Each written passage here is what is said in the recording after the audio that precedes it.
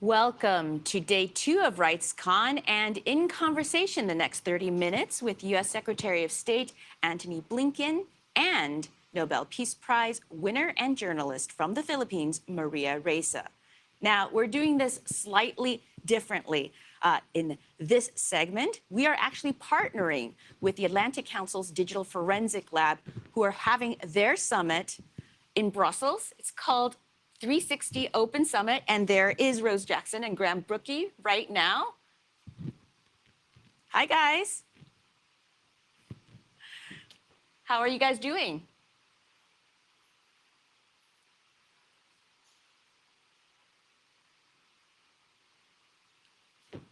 I don't think I can hear you guys on my end.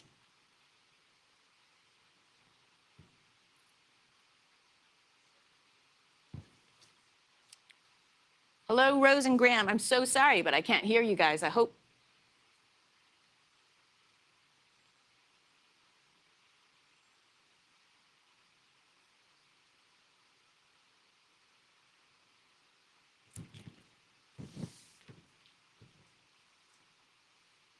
So unfortunately, for technical reasons, I couldn't quite hear Rose and Graham at all, but I presume that they've introduced me and said hello, and of course, just to let you know a little bit about what's happened in the last day at RightsCon, it's been amazing. For those of you who don't know, in Brussels, RightsCon is an incredible summit, more than 8,500 participants from over 150 countries, and hundreds of events from workshops to panels have been taking place in the last 24 hours and for the rest of the week. No surprises, a lot of the concerns in Brussels are also being discussed here, including surveillance, whether it is authoritarian surveillance, but also surveillance capitalism, for example. People are also very concerned about facial recognition technology, artificial intelligence in general, and so on. So it makes a lot of sense for the two organizations to host this joint event. Hear us yet? But just to say that we're super excited to have this partnership as well, and all of the issues you just talked about are the same things that we're talking about here. And we're even more excited to be able to partner together to bring common programming on many of those topics themselves. I want to make sure that I don't waste any more of our time and bring on stage with us, we're very lucky to be joined by the Senior Director at the White House for Democracy and Human Rights and a Special Assistant to the President, Rob Bershinsky, who's going to come up and share some remarks before we get to the main event of the Secretary of State and Maria Ressa. Rob. Welcome, Rob. Thanks, Rob.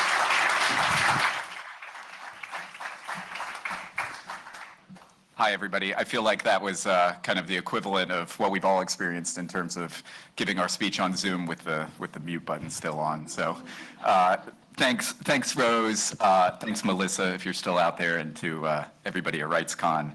And thanks to DFR Lab for putting on this session and for the opportunity to join you to introduce Secretary of State Antony Blinken and Maria Ressa. It's been a real pleasure to have spent the last 2 days participating in discussions at the forefront of democracy and human rights. And I say that really with everyone here in mind, but particularly with respect to those truly on the front lines, who have felt the impact for the struggle for human rights and democracy in deeply personal ways.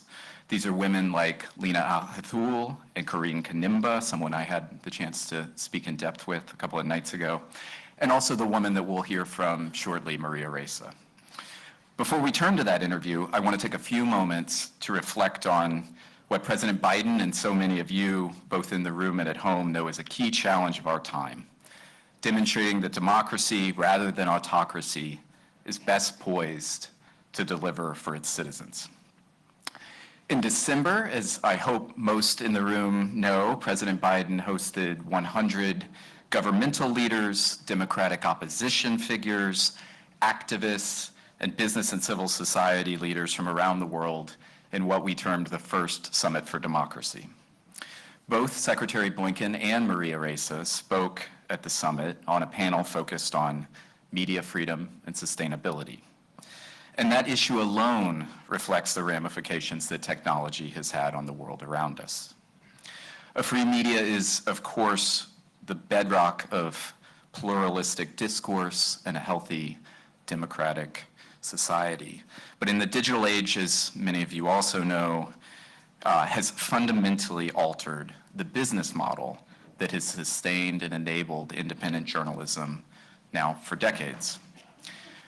One recent study suggests that the move to digital advertising alone eliminated nearly $24 billion in annual advertising revenue for public interest media between 2017 and last year, 2021.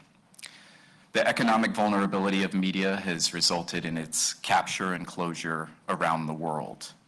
And this trend has, of course, been further compounded by governments who seek to silence critical voices through internet shutdowns, censorship, digital harassment, and political and regulatory pressure that incentivizes acquiescence or leads to media capture. At the same time, digital technologies have enabled individuals, groups, and governments to create, disseminate, and amplify manipulated information for their own political, ideological, and commercial interests. So now we're at a point in time where the costs of producing high-quality journalism are high, while the costs of disseminating false information and silencing critical voices, like the one we'll hear from shortly, are relatively low. And communities around the world are being impacted by this every day, not least in the United States, where an estimated quarter of newspapers have closed in just the last 15 years. And that means fewer local, trusted voices informing our debate. So all of us joining in the 360 OS and in RightsCon are keenly aware of the human rights impacts of this and other technology-enabled challenges.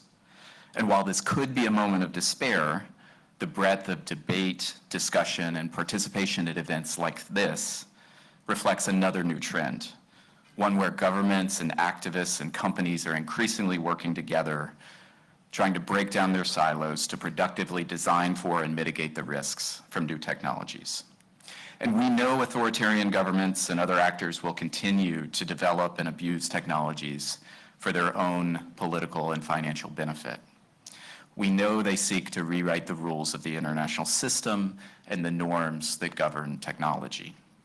So that's why the Biden administration is driving an agenda in which critical and emerging technologies work for and not against democratic societies. To give one example, 2 months ago, the United States launched with 60 of our partners around the world the Declaration for the Future of the Internet. This is a political commitment among Declaration partners to advance a positive vision for the Internet and digital technologies. We're backing our political commitment with expanded investments to support internet freedom, as well as digital safety and security for targeted groups, while improving cybersecurity. And in parallel, under the auspices of the Summit for Democracy, we've launched hundreds of millions of new dollars in programming to expand our support for free and independent media, to fight corruption, to bolster democratic reformers, and defend free and fair election processes.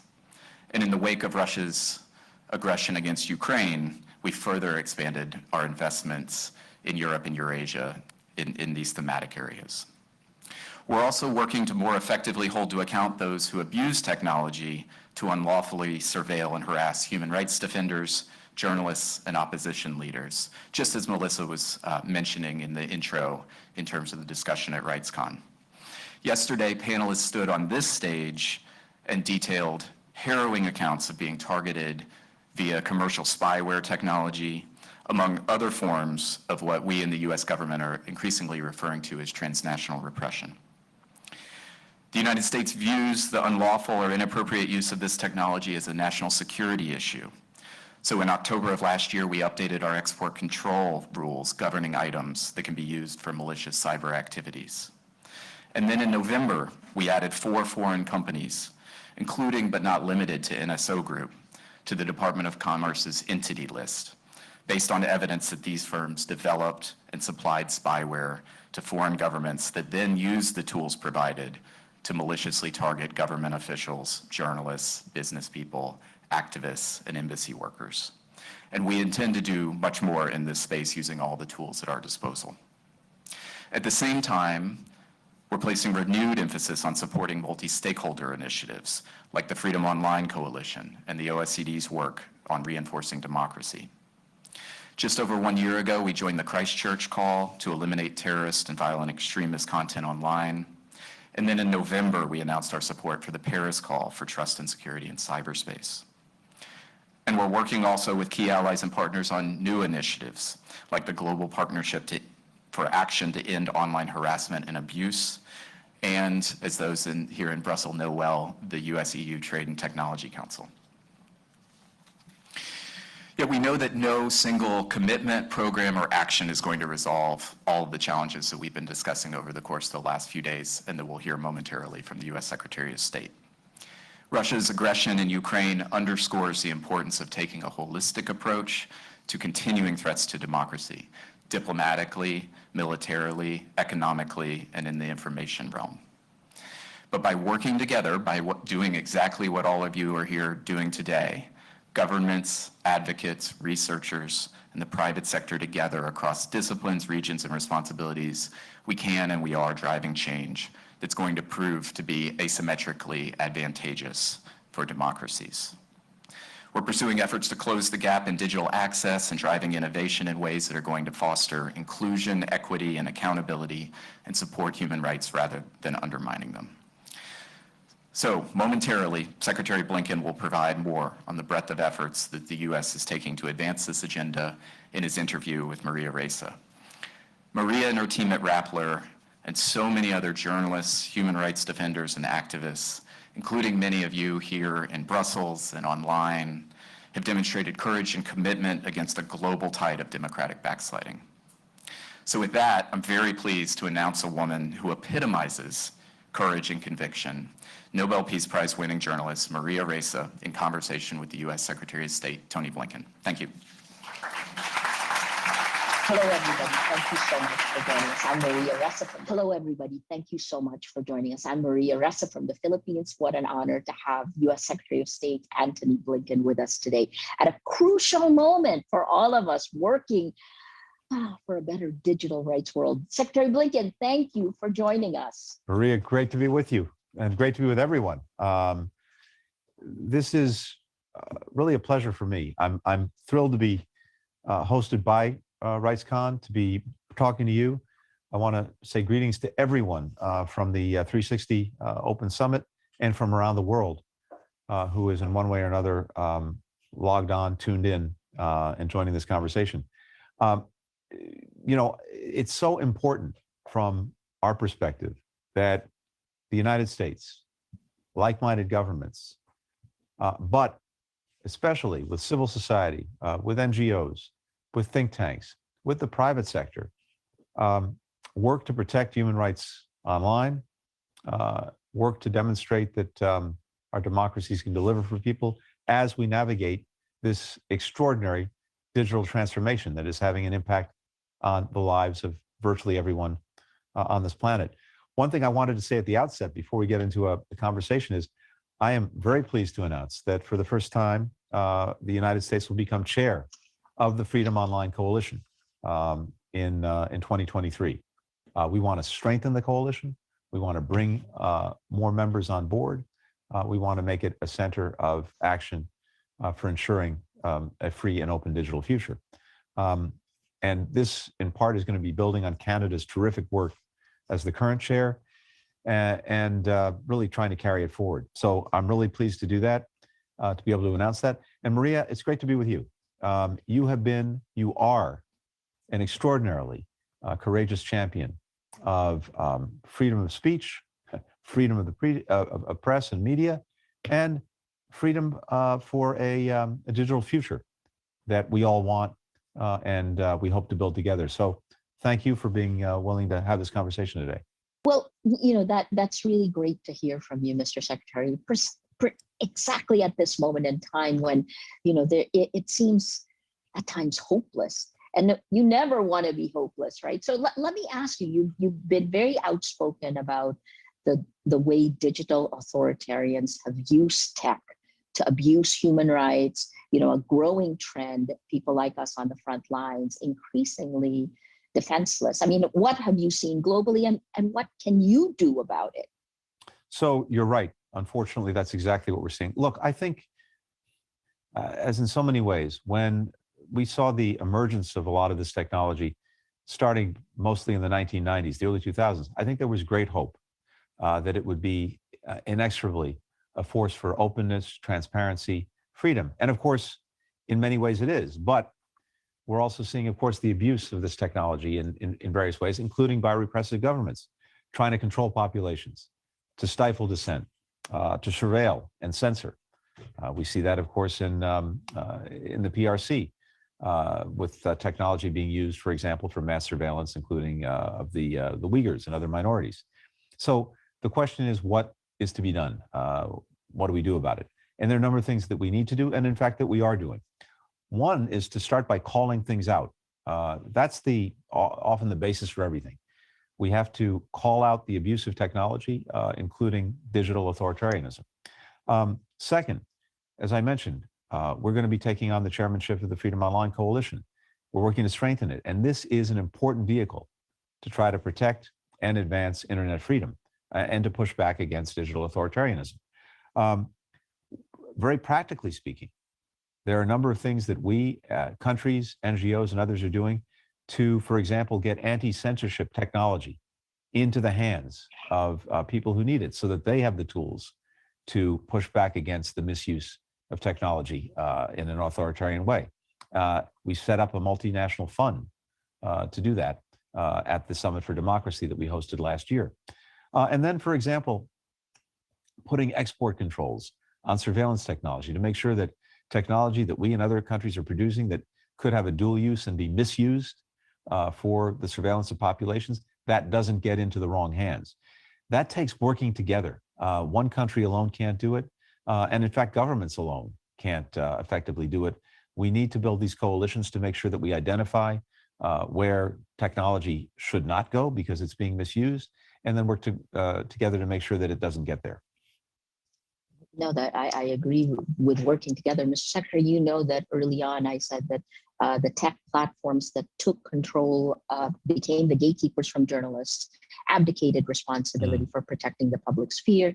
And in some ways, it's taken so long to get government regulations that in a way, governments have also abdicated responsibility. We're just starting to see the beginning of these rollout in the spring from the EU, right? And yet we know the impact of disinformation. The Philippines, we have seen disinformation repeatedly change our history. It's that Milan Kundera quote, you know, the struggle of man against power. Well, we've forgotten really quickly, and disinformation is being used to manipulate our biology. Where do you see, what can you do about this? And how do we fight back, given that there are more than 30 elections this year, and you can't have integrity of elections if you don't have integrity of facts? Couldn't agree with you more. And you know, this has been one of the other changes that we thought was going to be totally for the good, but of course that hasn't been the case. In the United States, a few decades ago, information that most people use in their daily lives, there was a common foundation because there were actually a fairly limited number of sources of the information that people got. We had 3 television networks back then. We didn't have cable. We didn't have an internet. We didn't have talk radio, et cetera, et cetera. And the hope, of course, was that the democratization of information would be a good thing overall. And fundamentally, I believe that's still the case. But as a result of this disaggregation, you've lost exactly what you said, which are sort of the trusted mediators who can make sure that information, to the greatest extent possible, is actually backed up by the facts. And at the same time, the technology itself has allowed the abuse and the spreading of misinformation and disinformation in ways that we probably didn't fully anticipate or imagine. So we see authoritarian governments using this. We see it, for example, right now in the Russian aggression against Ukraine. We saw it in 2014 when Russia initially went at Ukraine and was using information as a weapon of war. So in that particular instance, and in this instance, we've actually reversed this on them. precisely by using information, real information, to call out what we saw them preparing and working to do, and being able to do that and to bring to the world everything that we were seeing about the planned Russian aggression, and to lay out exactly the steps they were likely to take, and which unfortunately they did, I think has done a profound service to making sure that credible information is what carries the day, and disinformation is undermined. But there are a number of things that we can, here again, and we are doing to combat the misuse of information. Again, we start by exposing it, and we start by sharing the information that we have, working with others, again, in a coordinated way. We have at the State Department something called the Global Engagement Center, which is focused intensely on finding, exposing disinformation, the techniques that are used by those who are propagating it, and in a coordinated way, working with other countries, pushing back on it and giving people the tools to do it. It's critical for us that we also build the capacity of partners around the world, both governments, but also journalists, NGOs, civil society. There are a number of things that we're doing. We have initiatives to help give people fact-checking tools to make sure that the information that they're getting actually is backed up by the facts, and to show when it's not. Digital literacy training, which is so critical to understanding what people are consuming, and being able to separate the wheat from the chaff, the true from the misinformation and disinformation. Bolstering independent media. This is so critical. The single best check and balance against misinformation and disinformation is an effective independent media. And we have initiatives to do that, including as appropriate financing and other things. We see that there's a deliberate attack to take down independent media, to take down NGOs that are operating in this space. So we're putting in place protections. For example, countries actually try to use legal means, or I should say legal in quotation marks, legal means through lawsuits, as you know very well, Yes. and through regulatory challenge. Well, we're putting in place programs, funding to enable people, institutions, media organizations to actually push back on that. All of these things together are part of what we need to do. And finally, it's so critical that we and you, this entire community, work with the platforms to find ways to more effectively ensure that they're not being abused and used as a means of propagating misinformation and disinformation. Of course, it's primarily on the platforms themselves to take the steps necessary to push back against that. I hope very much that we can continue to do that in a collaborative fashion, and sharing the information, what we're seeing, for example, with the platforms. We've found that when we've been able to point them to malicious actors using the platforms in abusive ways, they've been responsive in making sure those actors can't do it. But of course, it's a moving target. And for every bad actor that you take off, maybe it comes back under another guise, or something else pops up. So we have to be vigilant. We have to be relentlessly focused on this. And I hope that we can do this in a cooperative, collaborative way. Well, that's certainly what we're trying to do. But what we've seen in the last, you mentioned 2014 until now, right? The disinformation, that splintered reality that allowed Russia to invade, to annex Crimea, and then 8 years later to invade Ukraine. Those meta narratives were seeded. The platforms were told about it. Not much was done. And the question, of course, is, would we be at this place if more was done, right? But I guess this goes to the crucial question, which is, we have had impunity in the virtual world. And that impunity, you have a 1,000-page document from the Senate that outlines what Russian disinformation did in 2016 in the United States. That impunity has filtered into the real world and really severed the checks and balances that are there. I guess and here to quote Shoshana Zuboff, where she just says, we live in one world. And if you don't have rule of law in the virtual world, how can you have rule of law Yep. in the real world? Yep. And this goes back to what is your democratic vision? I think that's what's been missing, is that we don't have a democratic vision for the 21st century with this technology that we have. What is it that you have? Yeah, Maria, I think you're exactly right. And first, let me say, look, we've been awoken to this challenge over the last years. And I think for me, it certainly started particularly in 2014 with the initial Russian aggression against Ukraine and the use of misinformation and disinformation as a weapon of war, as critical to their campaign. And then, of course, we saw the interference in our elections. And all of that has created I think, an increasingly a greater consciousness of the challenge and the need to do something about it. But doing something about it starts with exactly what you said, which is advancing a positive vision, an affirmative vision of what this future should look like. A vision of an open, free, global, interoperable, secure, reliable internet. One of the ways we've done that is with this Declaration for the Future of the Internet that now some 60 countries have joined onto, that actually lays out what this positive vision is. We're working in concrete ways, though, not just to put out the vision, but to realize it. So what are the concrete steps that you're taking?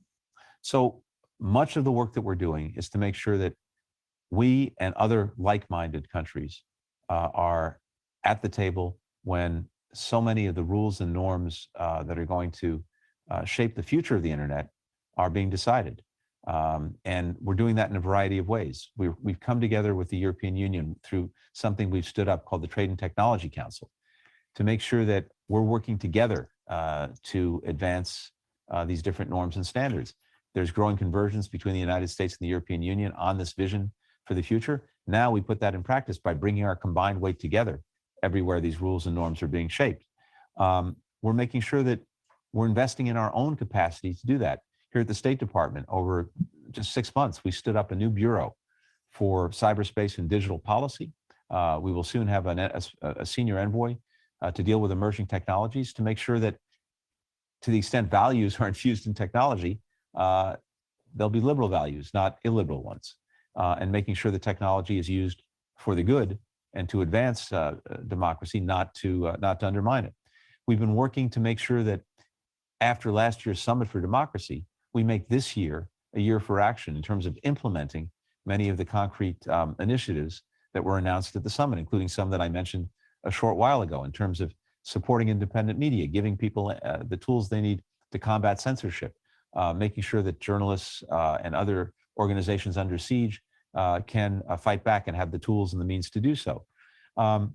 We, as I mentioned, have initiated a declaration for the future of the internet with 60 countries so far, making sure that we're all aligned in a shared vision and trying to advance it. And finally, the institutions that are actually doing this work, that are deciding how all of the technology that we share is being used, it's usually important that people who share this vision, share these values, are running these institutions. There's a usually important election for the head of the International Telecommunications Union coming up. And the candidate we support, Doreen Bogdan-Martin, is someone of vision and of value who can help advance this shared perspective that we have.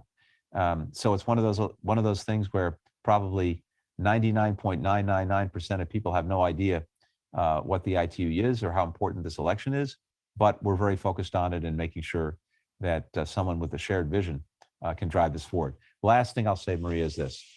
I think everyone present today is at the heart of this effort. Civil society, NGOs, the private sector, independent media, working together, holding governments to account, and then ideally all of us joining forces. When you put all that together, it's a very powerful force.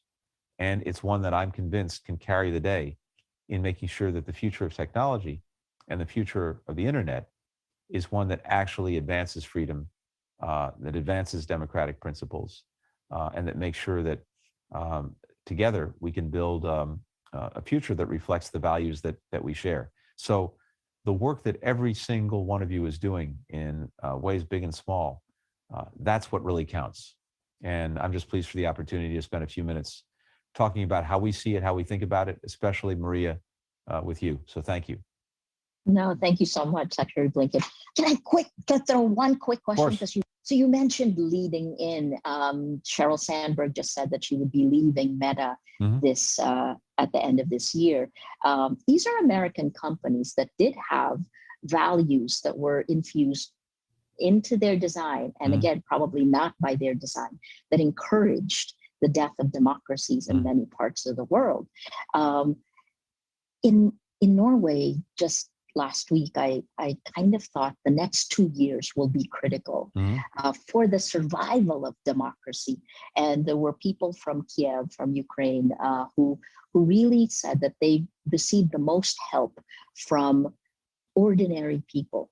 You've just asked us all to work together. I guess, is there a timetable? The long term, yes, education; medium term, yes, laws.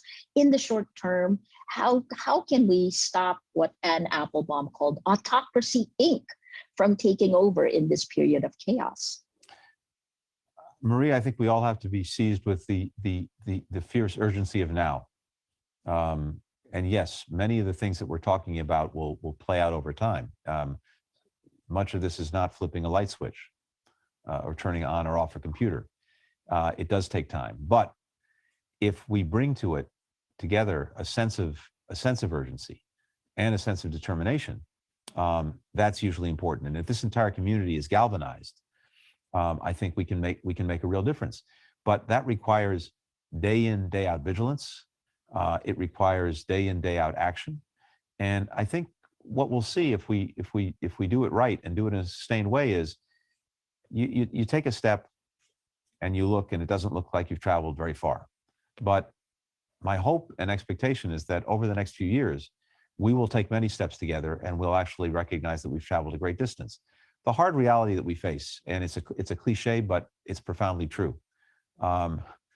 Technology itself isn't inherently good or bad. How it's used determines whether it's for the good or for the bad. And if we marshal all of our forces together, I think we carry a great weight into this fight to make sure, to the best of our ability, that technology is used for the good, that it's used to advance a more open, more free, more democratic world, and that it's not misused and abused to undermine those basic principles. But I think we have to have exactly what you said, a real sense of urgency about that, a real sense of vigilance, a determination to call out misuse and abuse, the determination on the part of NGOs and civil society to hold governments and hold the private sector to account.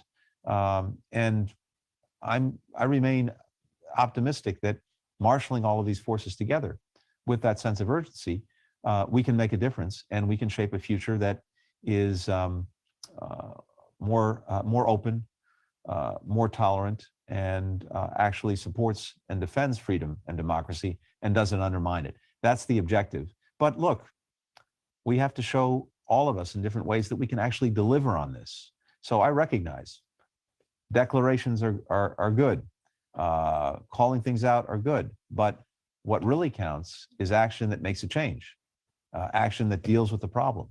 None of that is easy, but we're determined to do it, and we're determined to do it together. Fantastic. Thank you so much for your time.